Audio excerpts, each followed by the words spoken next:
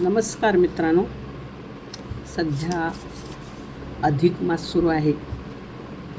अधिक मास या महिन्यात अनेक महत्त्वाच्या तिथी आलेल्या आहेत. एकादशी, पौर्णिमा यांना अत्यंत महत्त्वाच्या तिथी मानल्या गेलेल्या आहेत.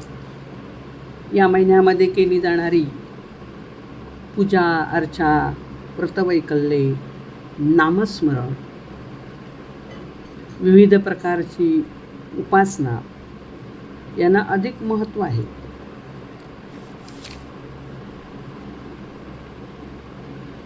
या महिन्यामध्ये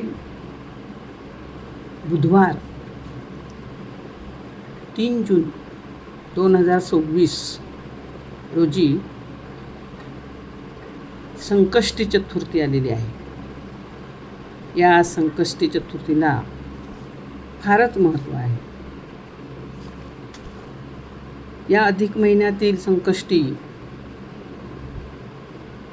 धार्मिक दृष्टीने अतिशय महत्त्वाची मानली गेलेली आहे. एक अद्भुत योग या अधिक महिन्यामध्ये संकष्टी चतुर्थीचा आलेला आहे. अधिक मास हा पुरुषोत्तमाचा म्हणजे विष्णूचा आहे आणि त्याचबरोबर या महिन्यात येणारी संकष्टी चतुर्थी म्हणजे गणेश आणि विष्णू यांची एकत्र पूजा आलेली आहे. त्यामुळे ही तिथी किंवा ही संकष्टी अतिशय महत्त्वाची मानली गेलेली आहे. प्राचीन काळापासून या तिथीला म्हणजे संकष्टी चतुर्थी या तिथीला खूप महत्त्व आहे. गणेश भक्त आपापल्या परीने संकष्टी चतुर्थीला बाप्पाचे भजन पूजन करत असतात. कारण संकष्ट चतुर्थीचे व्रत हे सर्वोच्च आणि सर्वश्रेष्ठ मानले गेलेले व्रत आहे.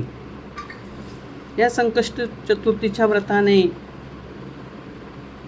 व्रतकर्त्याचे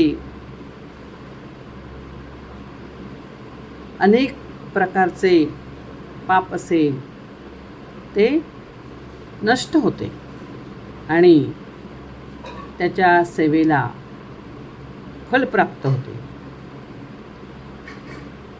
या व्रत आचरणामुळे विघ्नहर्ता बाप्पा लवकर शुभ फल देतो अशी पूर्वीपासूनची मान्यता आहे.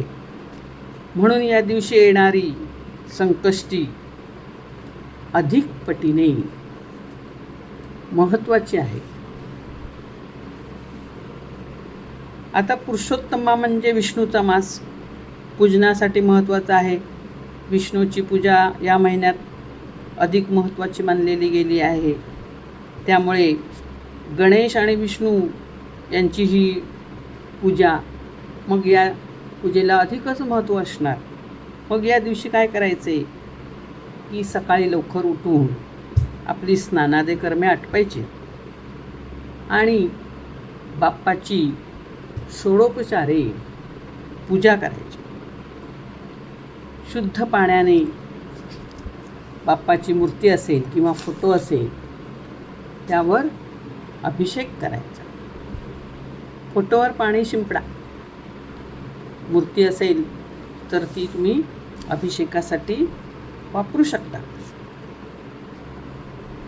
अभिषेक करताना श्री गणेश अथर्वशीर्ष किंवा ओम गम गणपते नमः हा मंत्र हे म्हणायचं आहे.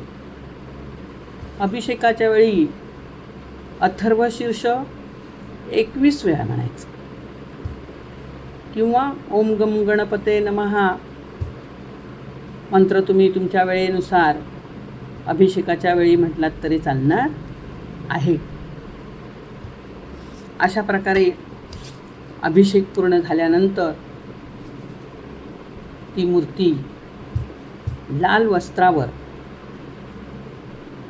मुठभर तांदूळ ठेवून त्यावर ते विराजमान करायचे आहे. हे विराजमान झाल्यानंतर अक्षता, गंध, फुले ही लाल रंगाची असावी आणि तीही जास्वंदीची, की जास्वंद ही गणपतीला अतिशय प्रिय आहे. लाल जास्वंद, पिवळे फूल वाहिले तरीही चालते. तर या लाल जास्वंदीची फुले अर्पण करावी. गूळ खोबरे यांचा नैवेद्य दाखवावा आणि आपल्याला जमेल तशी त्याची पूजा अर्चा आपण करावी. दिवसभर उपवास करावा. संध्याकाळी देवाची आरती करावी.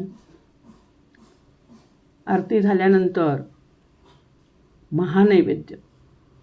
तर महानैवेद्य कोणता? तर वरण, भात, मोदक, खीर असे जे असेल ते. आता ते शक्य नसेल तर तुम्ही वरण भात काही गोडाचा एखादा पदार्थ दाखवलात तरीही चालणार आहे. अशा प्रकारे गणपतीला तुम्ही संध्याकाळी महानैवेद्य दाखवू शकता. आता सगळ्यांना शक्य नसेल म्हणून तुम्ही गोडाचा कुठलाही पदार्थ दाखवलात तरी चालणार आहे. त्यानंतर संध्याकाळी महत्त्वाचं म्हणजे चंद्रोदयानंतर चंद्राला नमस्कार करायचा अगोदर आणि नंतर बाप्पाला नैवेद्य दाखवायचं. बाप्पाचा नैवेद्य दाखवून झाल्यानंतर आपण उपवास सोडायचा. या दिवशी बाप्पाला विनंती करायची आहे किंवा ज्या दिवशी आपण सकाळी पूजा करणार आहोत तेव्हा त्याला विनंती करायची आहे की बाप्पा माझ्या जीवनातील संकटे दूर कर. माझ्या सदैव तू पाठीशी राहा. सतत माझ्या सोबत राहा. माझ्या कामात राहा. माझ्या घामात राहा. आणि मी जी काही तुझी वेडीवाकडी श्रद्धेने आजची जी सेवा करते ती तू गोड मानून घे आणि अशीच तुझी कृपा माझ्या कुटुंबावर ठेव आणि माझी सेवा तुझ्या चरणांशी मी जी अर्पण केलेली आहे तिचा तू स्वीकार कर अशी बाप्पाला विनंती करायची आहे. आणि माझं जे काही चुकलं असेल, काही कमतरता राहिली असेल तर मला क्षमा कर. एखादा अपराध झाला असेल माझ्या हातून काही चूक घडली असेल त्या माझ्या अपराधाला क्षमा कर. कारण मी लहान तुझा बालक आहे आणि बालकाची वेडी वाकडी सेवा तू गोड मानून घे. तुझं व्रतवैकल्य कसं करावं, सोवळं कसं पाळावं हे मला काहीच ठाऊक नाही. पण मी माझ्या मनाने तुझी वेडी जी सेवा आजची केलेली आहे ती तू गोड मानून घे असं त्याला आपल्या परीने आपण काय करायची आहे, विनंती करायची आहे. बाप्पा तर ते गोड मानून घेणारच, कारण बाप्पा कुठल्याही आपल्या भक्ताला दुःख देत नाही किंवा कमी लेखत नाही. त्याच्या दृष्टीने आपले सगळे भक्त सारखेच असतात. फक्त शुद्ध भावना किंवा शुद्ध भावनेचा तो भुकेला असतो, श्रद्धेचा भुकेला असतो आणि त्यामुळं तो आपली सेवा गोड मानून घेणारच. आणि आपलीसुद्धा तेवढीच त्याच्यावर निष्ठा हवी की माझी सेवा माझ्या या बाप्पापर्यंत पोचलेली आहे, विश्वास हवा. तरच आपला तो स्वीकार करेल पूजेचा. वरवरची सेवा काही उपयोगाची नाही. म्हणजे अशा प्रकारे आपण ती सेवा करायची आहे. या संकष्टी चतुर्थीला आवर्जून तुम्ही या 3 तारखेची जी संकष्टी आहे त्या दिवशी आवर्जून ही सेवा करा. जमेल तसा नामजप करा. यामुळे काय होतं की आपली दुःख कमी होतात किंवा आपल्यावर येणारे संकट यांची तीव्रता कमी होते. आपल्या घरामध्ये चांगल्या प्रकारचे शुभ कार्य घडून येतात. आपल्यावर गणेशाची कृपा होते. आपल्या मनोकामना असतील त्या पूर्ण होतात. आणि मुख्य म्हणजे आपली सतसत विवेकबुद्धी वाढते. अशा प्रकारचे फायदे या अधिक महिन्याच्या संकष्टी चतुर्थीचे आहेत. त्यामुळे ही संकष्टी चतुर्थी आवर्जून तुम्ही करा. समजा तुम्हाला अगदीच उपवास नाही जमला तरी तुम्ही या दिवशी मांसाहार टाळा, गणेशाची सेवा करा, दुर्वा अर्पण करा, फुले अर्पण करा आणि मनोभावे त्याची जी काही सेवा आहे ती करा, त्याचे गुणगान गा. नक्कीच तुम्हाला त्याचा फायदा झाल्याशिवाय राहणार नाही. आपणा सर्वांना माझी माहिती नक्कीच आवडेल आणि आपण या संकष्टीला या माहितीचा तुमच्या जीवनामध्ये उपयोग करून घ्याल असा मला विश्वास वाटतोय. सर्वांना धन्यवाद.